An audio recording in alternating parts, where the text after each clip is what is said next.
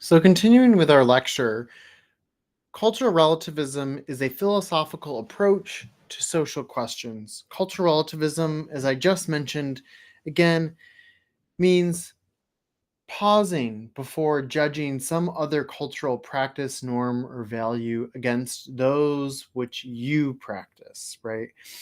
So, cultural relativism is really almost a way of living and being in the world. My hope for you is at the end of this course, if you have learned anything, it is to approach life with cultural relativism, have an increased sense of cultural relativism. So rather than rushing to judgment and say, oh, eating dog, that's bad, right? That's not good, right? Instead, we need to ask ourselves as anthropologists, what is the function or role of a particular cultural practice? For example, women veiling in Islam, right? What is the function or purpose to veiling within this society, right? We need to ask ourselves that. We need to ask interlocutors those questions. We need to do the research before we rush to judgment.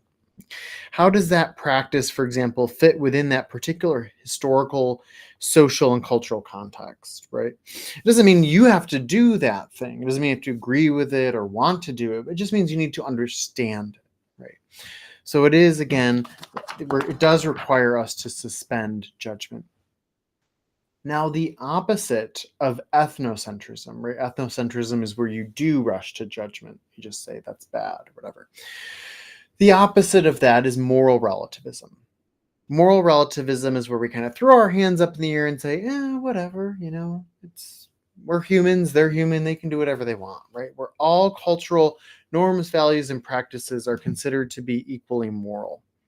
So that is different from cultural relativism. Cultural relativism requires that we pause, we try to understand why people do that, what's the function, right?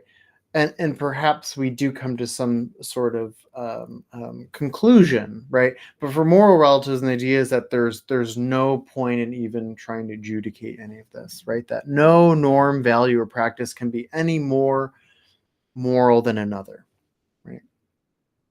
Most philosophers and anthropologists nowadays, right, would disagree with both ethnocentrism and with moral relativism, right? Why might moral relativism be bad? What could possibly be wrong with moral relativism? Right. Well, let's take the example of genocide, for example. Right. You could look at genocide, in some parts of the world and say, oh, well, it's there. Maybe it's a part of their culture. It happens regularly, etc. Right. Of course, these things are not typically cultural. They're actually embedded in politics and power struggles and that sort of thing.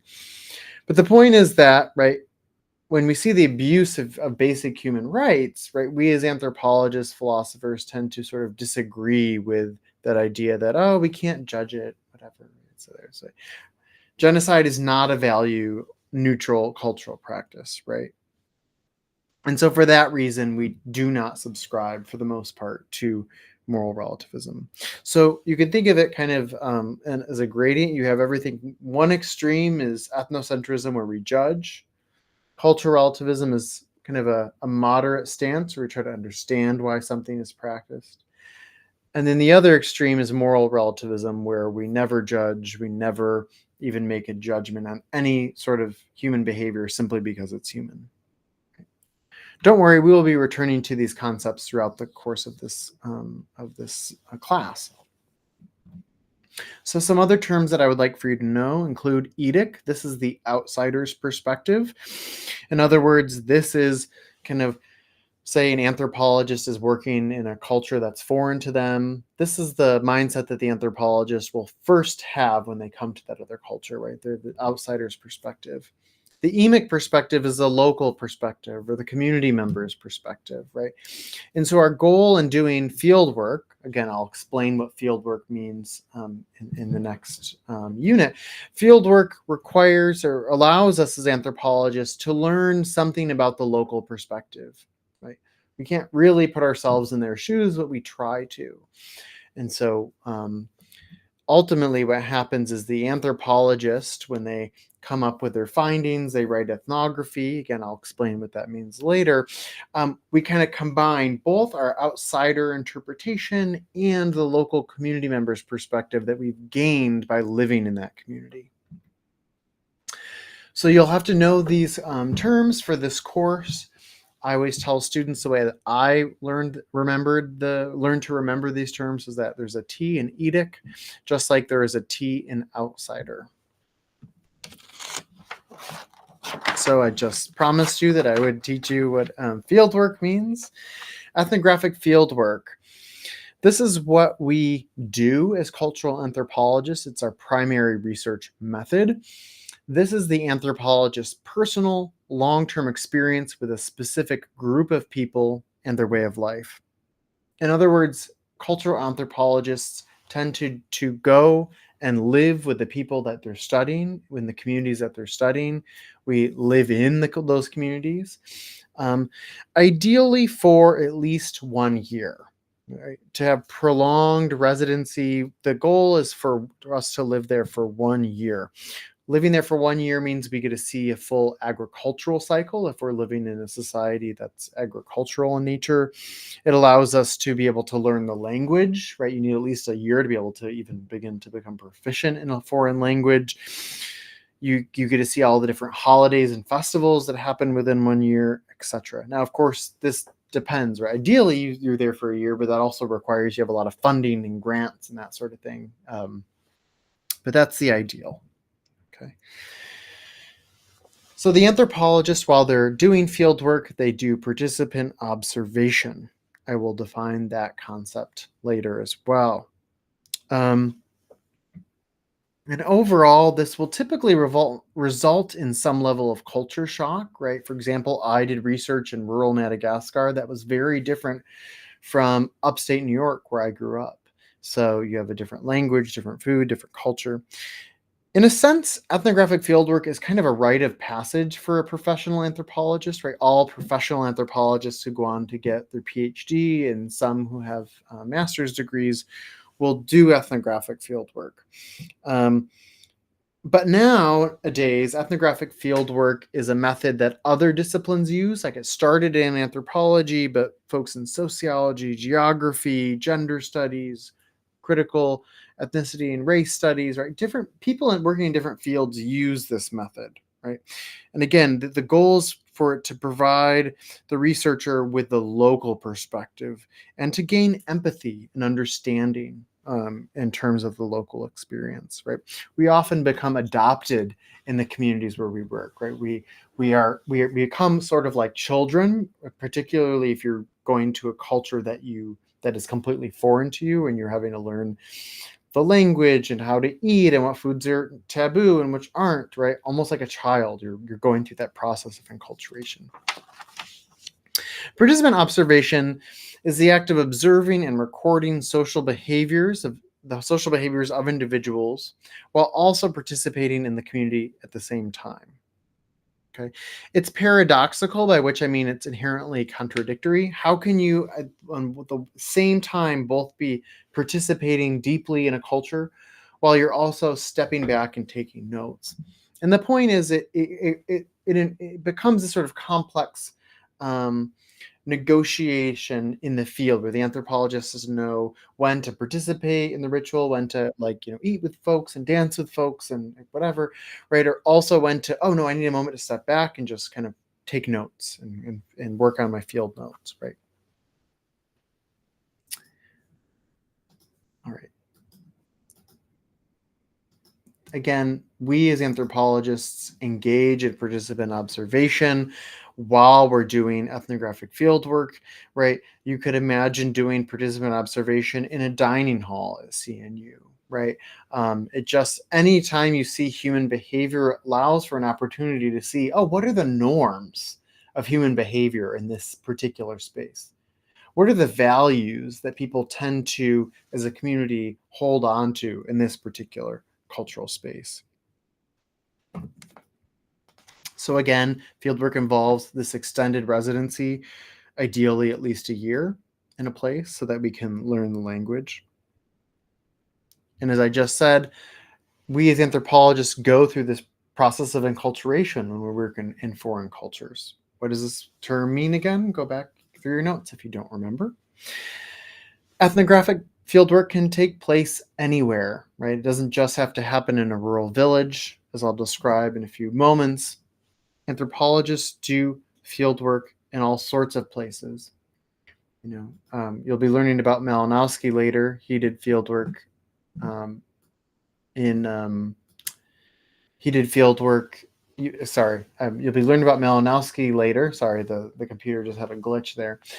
He did field work out in the Trobriand Islands, right? So we have anthropologists who do field work in small villages and in rural spaces, but you also have anthropologists who do field work in urban spaces. You could do ethnographic field work in Newport News.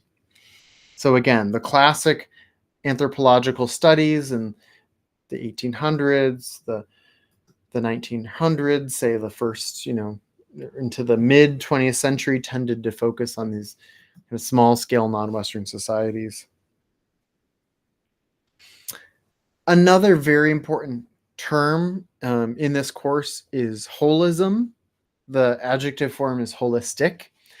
Anthropological fieldwork is holistic, meaning that we as anthropologists study a little bit of everything when we move into a culture to study it.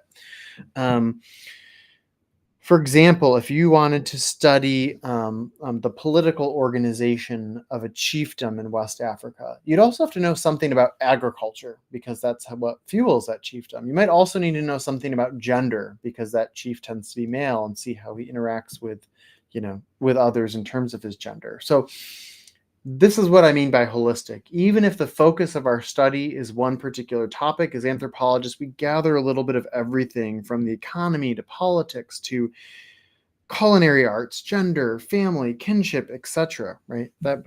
All of that becomes embedded in our research. So just to give you a few images of anthropologists, past and present, we have here in your upper left, Margaret Mead, who is a student of Franz Boas, who you'll be learning about in this course. The bottom left is an image of Zora Neale Hurston, a famous African-American novelist and ethnographer. And to your right, you see seated in the center, E. Evans Pritchard, who you'll be reading some of his work this semester. He conducted field work in Central Africa. Does anyone know who this woman on the left is? The white woman in sunglasses? That is former President Obama's mother. She was an anthropologist and worked in Indonesia. Karen Ho, pictured on your right here, is an anthropologist who wrote a famous ethnography on Wall Street. So again, anthropologists can work anywhere. Anyone can be an anthropologist, right? We have anthropologists from all different cultural, ethnic, racial backgrounds, etc. And in fact, it's really important for the field of anthropology to have a diversity of anthropologists to represent their different perspectives on these different cultures that we do research on. And so after the anthropologists did participant observation while they were doing field work, they will then typically produce what we call ethnography. Maybe this means coming back home if they were doing field work abroad. And we write things, right? Most of the time, ethnographies or ethnographic writings are text-based in terms of like a written text, right? So this could be in terms of articles or books. The anthropologist will produce this text after field work, and it is a detailed account of a way of life in a particular place and time, right? It comes from the Greek meaning people and rights, or writing about people. Ethnography is a description of human life at a particular moment, right, in time, and in a particular place or set of places. In a traditional sense, this is typically a scholarly work, but sometimes contemporary ethnographies can take a variety of forms, whether that's poetry or whether that's film or whether that's through ethnographic novel. Ethnography is also always a product of translation, right? Because I might be writing a book about the culture of northwestern Madagascar in English. So the people who are likely to read that are going to be English speakers. But the people I do research with don't, for the most part, know English. So clearly I have to translate what they told me in Malagasy into English for an English audience, English speaking audience, rather. Interlocutors, sometimes or historically called informants. These are folks that we would call in other disciplines, say, research participants. These are the people that the anthropologist becomes acquainted with. We share information with them about our way of life. Informant is an older, kind of more problematic term because it assumes that the person's like giving the anthropologist secrets, informing them about what's going on. We like to use the term interlocutor now because it means that we're in conversation with the people in the communities that we're doing research with.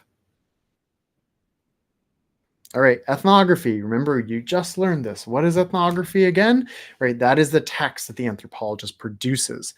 And again, it's powerful because it offers the reader, the viewer of ethnography to imagine another way of life, another perspective, another worldview. We're not simply trying to describe a particular cultural community, but we're really trying to describe this in local terms. How do people in that society understand their society, right? Um, Ethnography provides interlocutors with the opportunity of being listened to, right? Anthropologists go to that community and place and we just sit there and listen to people, right? We ask questions and we listen. But the challenge of anthropology is finding a way to take those stories and put them out there in the world that does something productive, right? And so folks who go off and read or watch an ethnographic film or read an ethnographic book, right? An ethnography, that is. You might think, oh wow, that's so interesting. In other cultures, right, they allow or they require that two men marry one woman, the same woman, right? So it makes you question, okay, so why is that? What's the purpose of that? What's the function of that in that particular society? Okay. So one last slide before I wrap it up for today. Three different methods. So I've talked about participant observation. Life history is where the anthropologist might focus on a single individual. We'll do a bunch of different interviews with a single person. This is pretty straightforward, right? A history of one's life. But sometimes that tells us something also about the culture, right? Someone's life can be reflective of the broader culture. Interviews tend to be either formal interviews or informal interviews. If it's a formal interview, you might have a certain very set, structured list of questions, whereas an informal interview, which is what most anthropologists eventually use, is where we just kind of have conversations with people because we're living with them for a year. And once again, I'm repeating here, participant observation is in-depth, long-term participation and observation in a human community, right? And as I said before, it's kind of paradoxical. It's contradictory because you have to know, how can you both participate and observe at the same time? Well, we have to know when to step back and record versus when to participate. All right, folks, I will leave it there, and I look forward to sharing more information about anthropology with you in the next series of lectures.